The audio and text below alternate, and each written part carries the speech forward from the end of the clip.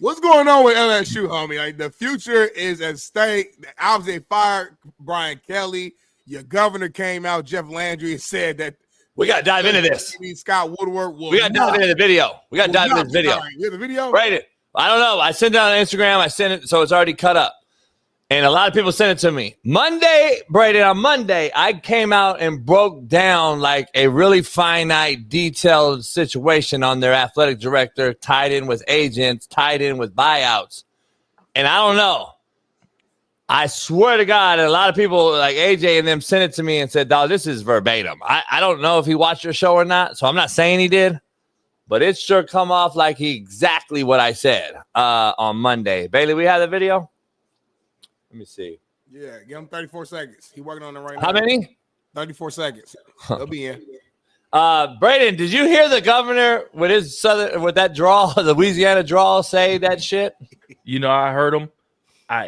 The way in or the time frame in which he said it, I don't think is needed, but he is 100% right. Like Scott Woodward does not need to be involved in the next hiring of the LSU head coach. So what is he for then? Like, what do you have him for? The only problem I have with Landry and what he said is just like, it's if you're, and I have in mind a few candidates of who LSU is going to hire, but big fish, bigger picture, right? Just get this.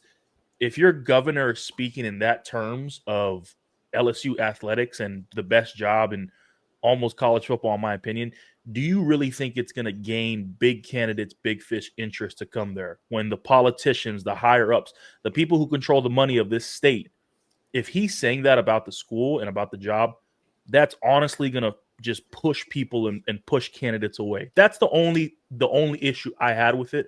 But what he said as far as Scott Woodward should not be involved in the next hire, I 100% agree with that. Scott Woodward needs to just worry about, I mean, I don't know, going to cook up catfish for the team on Thursday night, something like that. Don't hire the next football coach. Basically, he should be fired, basically.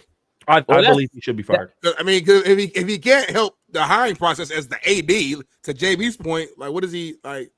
What's he doing? Let's take a listen to this shit. This is crazy. Exactly what I said on Monday, Smitty. Go ahead. Question is absolutely correct. We are not going down a failed path. And I wanted to tell you something. This is a pattern. The guy that's here now that wrote that contract cost Texas A&M $70-something million. Right now, we got a $53 million liability. We are not doing that again. And you know what? I believe that we're going to find a great coach. I mean, maybe we'll let President Trump pick it. He loves winners. You know, I'm not going to be picking the next coach. But I can promise you, we're going to pick a coach, and we're going to make sure that that coach is successful. And we're going to make sure that he's compensated properly. And we're going to put metrics on it. Because I'm tired of rewarding failure in this country. And then leaving the taxpayers on the foot, to foot the bill. So, yeah, I absolutely. Right there is why the politicians are getting involved, because of these buyouts. And I told Smitty on Monday, I was like, I don't know if this is sustainable in this bubble in college football. Like $179 million for four guys. And that's not even included all the guys, how many jobs we have open right now. But $179 million, and we're not even November yet, Breiden. I've never seen it before, but I don't think it's sustainable. And that's why I believe, to your point, that there's governors and politicians getting involved in this thing. But I do agree with you. When you're bringing up Trump, you're bringing up in politics, who's going to who is James Franklin gonna want to go there? Right. I don't know. It's gonna be interesting. Here's the problem with LSU is a lot of these fans are starting to get mad at me again, right? They're starting to get Alzheimer's, and they just forgot literally what I told them a month ago about Brian Kelly being fired, and that came to light, right? I told them LSU was a 7-5, 8-4 team. People called me crazy. Now they're starting to get dementia again because I've said that Lane Kiffin is out of the picture. You're not going to get Lane. Dan Lanning is not leaving Oregon. So get this fucking thought out of your head that you're not – these big-name guys aren't going to want to come to LSU, one, because the SEC is it's basically a ticking time bomb, right? Kirby said one of the best quotes I've ever seen. That office you're sitting in right now is rented. You're just renting it, and you're spending time in it until somebody else comes and take over that office. Dan Lanning is very smart to not leave Oregon. He gets to face Michigan – Michigan State, UCLA, Maryland, Old Dominion, whatever these schools are in the Big Ten. I don't know. I only know Ohio State and Penn State. That's the only schools I know in the Big Ten. But when I talk about LSU, they haven't even paid out at Orgeron's buyout in full yet. He say from 4 Michigan years ago. value. They haven't even discussed a full final amount on Brian Kelly's buyout. So if you haven't even paid Ed Orgeron's buyout from 4 years ago, and now they're about to go into another hole with Brian Kelly's buyout, stop thinking we're going to fork up another $100 million for a big time coach. It's not going to happen. So you're thinking they're going to have to go. So regardless of how this thing plays out, what I heard from an inside source that I trust very much so, you probably know this man, but I won't say his name, but I know him well. What's his name? He said that Kelly left. They sent the guys home, the staff, and on Sunday, and they wanted Brian to save face and save his position for maybe this year, firing your boy, the OC. Mm-hmm. And That's true. That's true. That's a true statement. He refused to do so. Brian said, no, I ain't firing nobody right now. And then they said, then you got to go. And that's what I'm hearing is happened. I don't know if you heard the same or if it's different, but I give him credit for standing on business for his guy. But then to your point, like the OC was bad. You probably had to let him go on GP. Fuck saving your job. He was just not a good football coach. So, like, I don't know. I don't get it. JB, you know what's crazy about that is Brian Kelly will get up in the interview while he was head coach at LSU and say, man, I care about these kids. You know, he smacks the table saying, I in excellence and this and this. You get fired behind trying to keep Joe Sloan. Like, cut the bullshit. You wanted that $53 million. They told you fire Joe Sloan and you basically get to keep your job for another year. Right? If you really cared about these kids, you're firing Joe Sloan in a heartbeat. But he said, you know what? You're actually giving me an out to go get this $53 million. Cool. I'm saying I'm not going to fire Joe Sloan. Then you can just fire me. And I'm going to ride off into the sunset. Now he's probably in Cabo sipping margaritas with his wife and fucking off taxpayer and donors' money. So you don't think Brian Kelly actually wants to coach based upon his actions? I think he wanted to coach, but it came to a certain point in Louisiana that came too big. He felt that pressure and was like, oh, fuck, I can't do this. Let me go back to the Midwest and let me find a new accent I can go coach with. I agree. I think Oklahoma State or something like that is where he's going to end up because I don't see any blue. But yeah, nah, there's no big time program going to take him right now. And not in my opinion, but I don't know. We'll see. I don't know. It's going to be interesting, dog. It's going to be interesting. It's just there's so many job openings right now, and there's going to be even more. It's only so many coaches. I mean, they got to go somewhere. You know what I'm saying? Like, so I don't know. It's going to be. And I texted Ed, and I'm like, dog, I got to get you on my show. And hi, JB, I'm out. Come on, let me just deal with all this. He has basically said two things. He said, Bailey, I sent you another thing too. He basically said, I would coach for Lane if he got the job, number one, as his coach, as he has at Tennessee and at USC. And he's basically said, I'll be the head coach. I want to coach again. And he's like, I love LSU. I love the Tigers. I love everything. Would you openly accept him back with open arms there in Baton Rouge? Would they accept him, or are they looking to move on and get something new? No, and a lot of people won't like this, but I think this next staff or regime should include Ed Orgeron.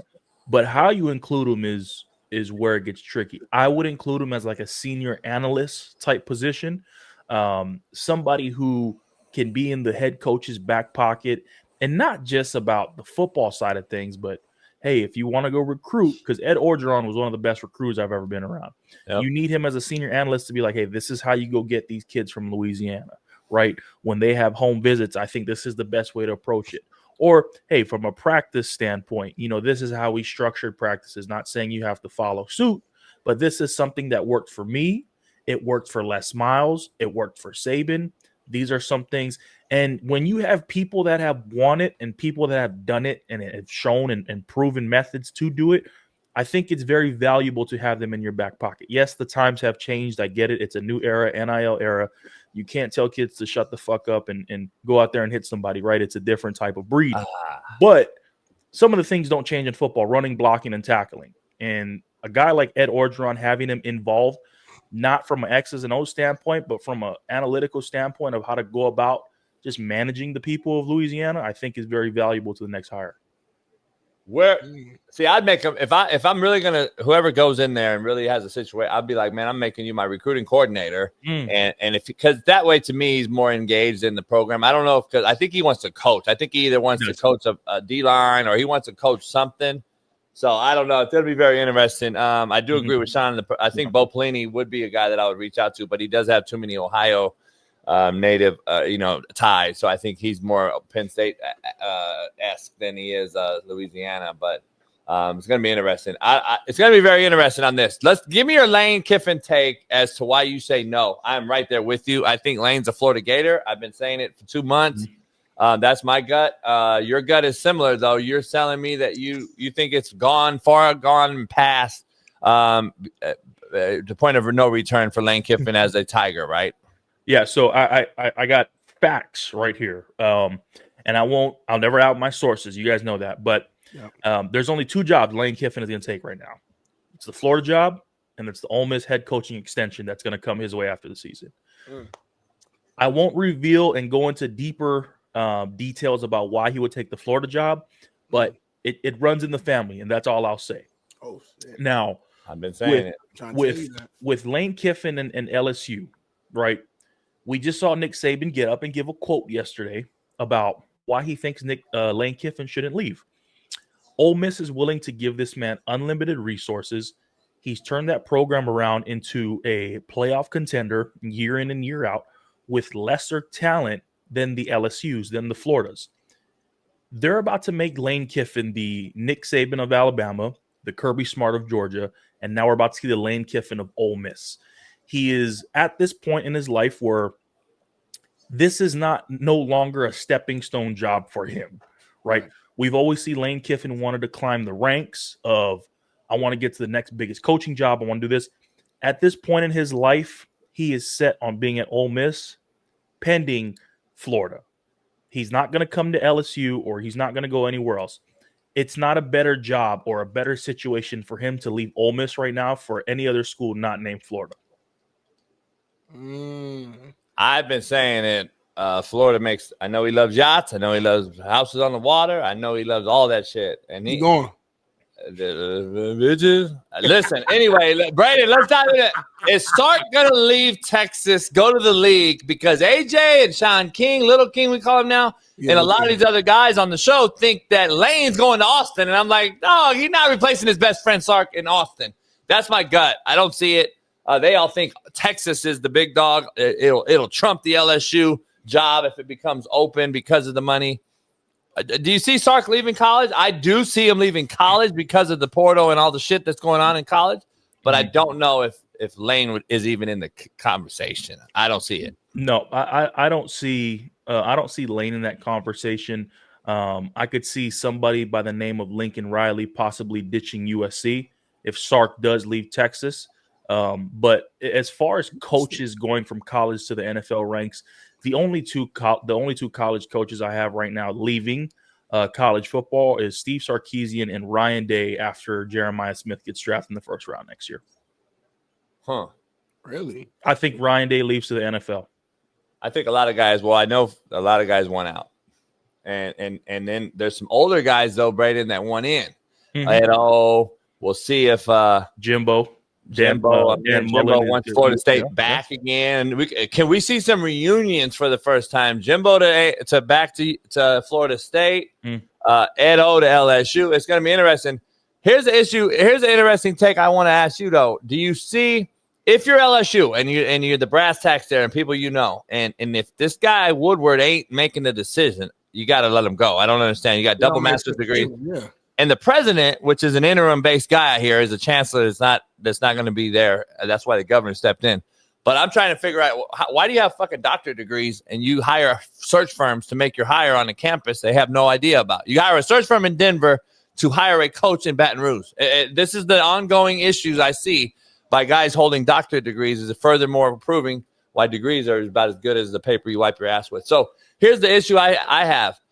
If you're LSU, I know AJ and I and a lot of these people talked about it. Don't you just call Sabin and say, here, man, $20 million. Say no. Tell me no. Like, is that not – or Urban Meyer, tell me no. $20 million. Would you not at least do it? Well, here's the thing. I think right now, if you look at LSU, if you look at Scott Woodward, right? Yeah. If the guy Scott Woodward, if he's not trusted to make the biggest important job coaching decision for the university, that should tell you everything LSU thinks about him. Okay. Now, my rabbit hole theory is there's another world that exists where Nick Saban becomes the athletic director of LSU, very similar to legendary coach Skip Bertman, who coached and went on to come back and went on to become a successful athletic director at LSU. I think in that type of capacity, I see happening a lot more realistically than Saban coming back to coach, although I won't say the door is closed of Nick Saban coming back to coach college football. Yeah, I don't think it's closed either. Especially after his wife, Miss Terry, was like, "Well, the money they're throwing around there, that just gets real interesting." Then it gets real interesting. Yep. So I'm curious to see that. Funny, but go ahead, Smitty. He said he loves his job, right now in the media space. So I mean, we'll see though. Money talks at the end of the day. Yeah. It sounds like it's just fucking championship or bust though. In this college world, right? Especially at these big schools, like you get 2 years, 3 max, and if you ain't winning natty, then they're on to the next. So I don't know. We'll see what happens. But let me tell you something. Let me tell you something, JB and Smitty. This is how crazy things work, right? Mm-hmm. When Ryan Day leaves to the NFL, who do you guys think Ohio State hires as their next head coach? I ain't even get. You know what? Until you said this, I never even thought about Ryan Day leaving. So now, JB, you might help on this one. I mean, Urban's not going back. So there's one correct answer here. Who do they hire at Ohio State? Ohio State, man, well, and it'll all make sense. It'll all make sense when I explain it why. You got that grin on your face right now. Mm-hmm. It ain't Eddie George. It ain't my boy Eddie George. It's not Dan Mullen. It's not. Is he a boy from Notre Dame? Mm-hmm. He played there. Mm-hmm. Is that what it is? Check this out. Now check this out. Now Freeman. Marcus Freeman will become the next head coach at Ohio State. I'm a bad boy. Why though? Listen to this. But why? I'm a bad boy. Turned down Florida. Why did he not even take offers from LSU? Why did he not even entertain Penn State? These are all higher paying jobs that are going to pay way more than what Notre Dame is giving him. Marcus Freeman does not get to choose his own coordinators at Notre Dame. That is a shithole job for him. Okay. But there's a reason he's turning down these other SEC jobs. Why? It's because he knows that Ohio State job is going to become available sooner than you know it. They talk. They know. There's a lot of things that are known, Smitty, in this business that that ain't never going to be leaked out there because it'll only be between Marcus and Day, probably. Yeah. So there's things out there. I told you the other day, I said that's the only team I think school Marcus Freeman will leave and go coach at. Like it's his alma mater, played there. Because otherwise, I mean, he has a good at ND right now. So then Kelly returns to where 15 years ago. That would be crazy. That would be crazy.